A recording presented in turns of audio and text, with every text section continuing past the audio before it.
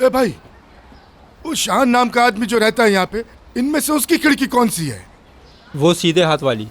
आपको क्या काम है? बैल की आवाज से नहीं उठ रहा, खिड़की पे पत्थर मार के उठाना है। शान भाई घर पे नहीं है।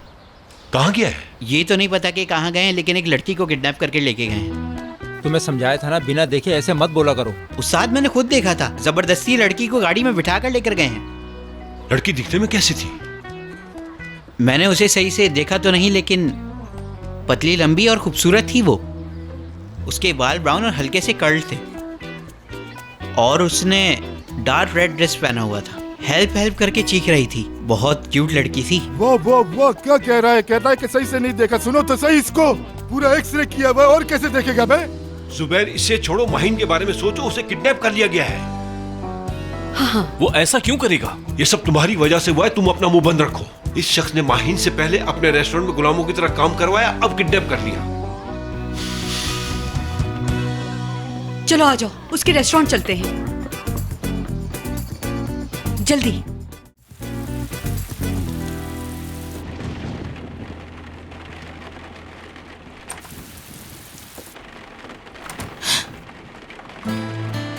लगता है कुछ लोग ज्यादा ही डर गए।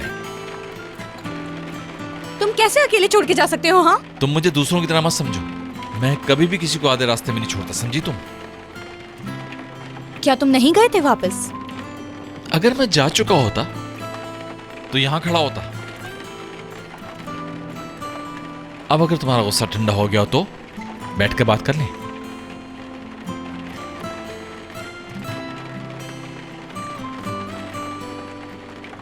माहिन,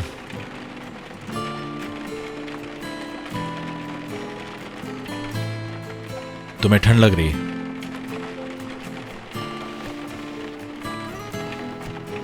ये पहन लो प्लीज। ठीक हूं मैं कह रहा हूं ना, प्लीज इसे पहन लो। तुम बिल्कुल बच्चों की तरह हो।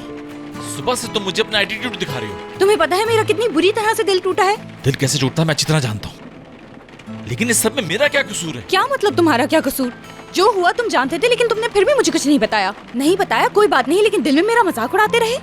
जानते हो, मैं जब भी तुम्हारे इस मासूम चेहरे के पीछे छुपी इस मुस्कुराहट के बारे में सोचती हूँ तो मेरा दिमाग खराब हो जाता है। ऐसी स्माइल फालतू बातें मत करो। मैं तो सिर्फ तुम्हें देख के अफसोस कर रहा था।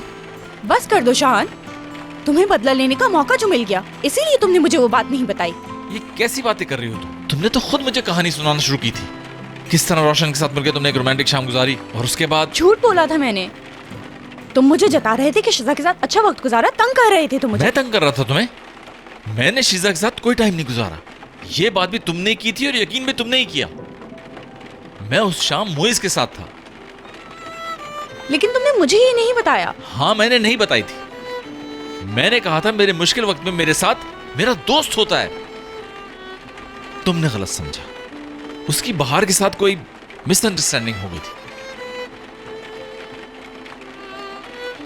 तो तुमने बाद में क्यों नहीं बताया? क्या मुझे मौका मिला था? डिनर था उस दिन। मैंने ये सोचा था डिनर हो जाए उसके बाद बता दूंगा, मगर उससे पहले ही वो रोशन वहां पहुंच गया। और उसके बाद तुम जानती हो क्या हुआ।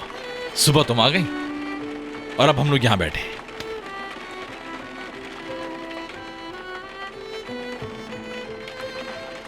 फिर तो तुम्हें उस बात का भी नहीं पता होगा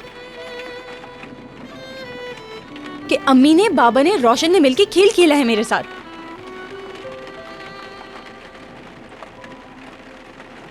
रोशन मोहब्बत नहीं करता मुझसे। ये सब कुछ उन तीनों के एक प्लान का पार्ट था, ताकि जॉब छोड़ दूं रेस्टोरेंट से। जाहिर है मुझे नहीं मालूम। अगर मुझे मालूम होता तो क्या मैं छुपाता तुमसे? जो बताना था मैं बता चुका माहिन। यकीन करना या ना करना ये तुम्हारी मर्जी है।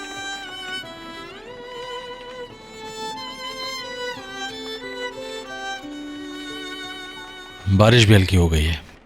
मेरे ख्याल से अब चलना चाहिए। शाहान, प्लीज माफ कर देना मुझे।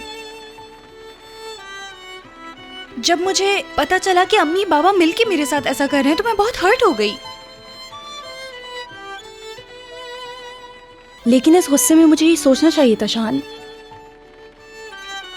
कि चाहे तुम मुझसे जिस कदर भी नाराज हो, लेकिन तुम मेरे साथ कभी ऐसा नहीं कर सकते। बस ये नहीं सोच सकी मैं।